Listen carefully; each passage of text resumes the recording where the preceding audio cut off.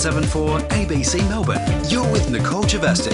Call now on 1300 222 774 or text 0437 774 774. Can you afford to buy a house, or is it now just an impossible dream? Once you paid 5 times your wage for a house, now it's 15 times. Have you given up? And who is responsible for what the Shadow Treasurer says is a crisis? And later this hour, the Melbourne comedian making the big time in Los Angeles.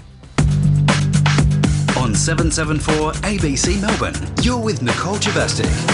Call now on 1300 222 774 or text 0437 774 774. And Nicole Javastic, looking forward to your company through until 6 o'clock. Are you trying to buy a house, or have you given up and just walked away? Maybe you've staked everything on having a roof over your head and are now dealing with a back-breaking mortgage. The Shadow Treasurer today warned that Australia has become a nation that can no longer house its children. They're fairly emotive words, aren't they? Is Australia handing its young a raw deal, or is it struggle when you start?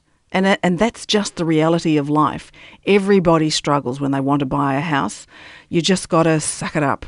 Chief Economist at Macro Business, Leith Van Onnison, has worked in the federal and state treasury. He says it's a travesty, in fact, that young people can't buy a house. But the Shadow Treasurer is part of the problem. Leith Van Onnison, good afternoon. Yes, hello Nicole, how are you? I wonder what your reaction was when you heard Chris Bowen's comments this morning.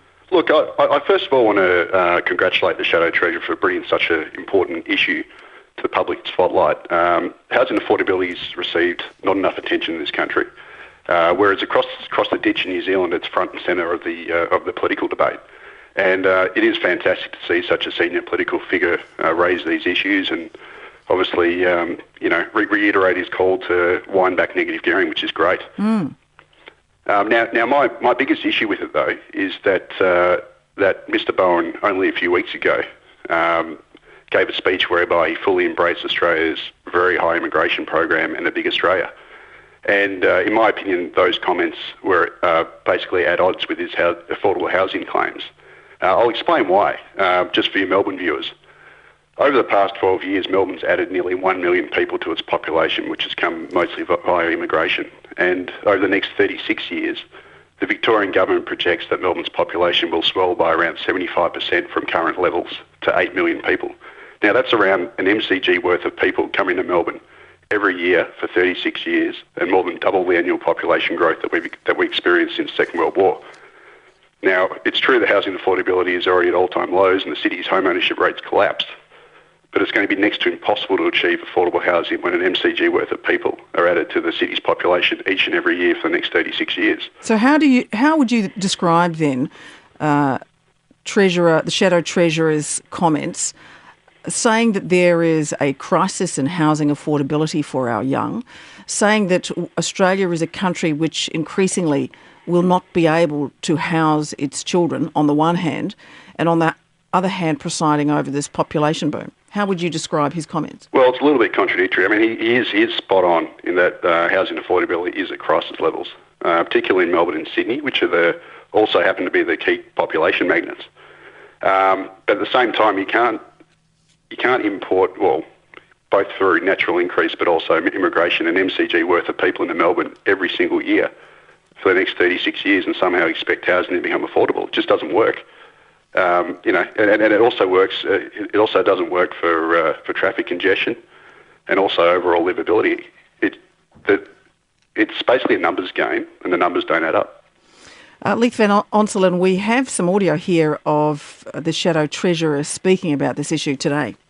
The inability of young people in particular to buy a home to accommodate them has reached, I say, calmly and soberly, crisis levels.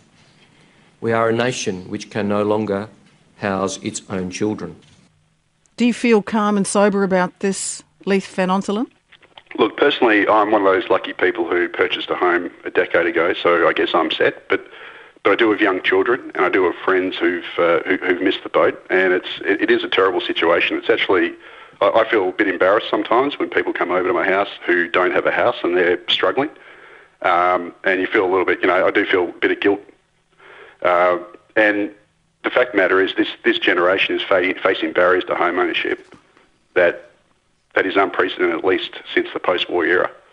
Here's the other side of the argument, I guess, Leith, that whenever you buy a house, it doesn't matter what generation you are, it's going to be a struggle. It's going to be a big investment. And,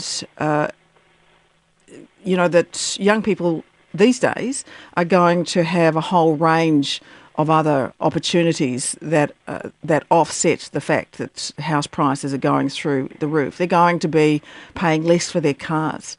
They're going to be paying less for their appliances. They're going to be paying less for a whole lot of consumer goods that were beyond the reach of those who were buying homes in the 1950s and the 1960s. So it's all swings and roundabouts. And the reality is that you don't get everything immediately. You do have to save for years. You can't just charge it to credit when you want to buy a house. And you have to learn those lessons the hard way, as they did in the 1950s and the 1960s.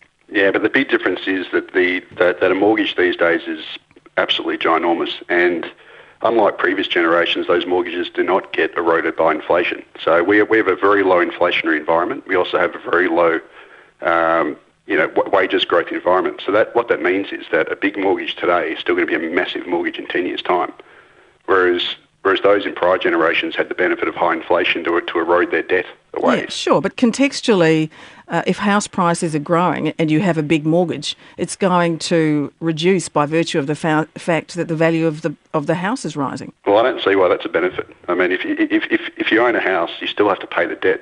The fact that your house is rising in value doesn't pay the debt off for you. It doesn't pay the debt off, but it grows your asset, and it means that if you ever want to sell, that you can do so and pay down your debt immediately and take the capital gain. I mean, but the fact of the matter is that you're still going to dedicate a much higher proportion of your lifetime earnings into paying off a house than has ever been the case before. Well, everybody spends 30 years paying off their mortgage. That's just life.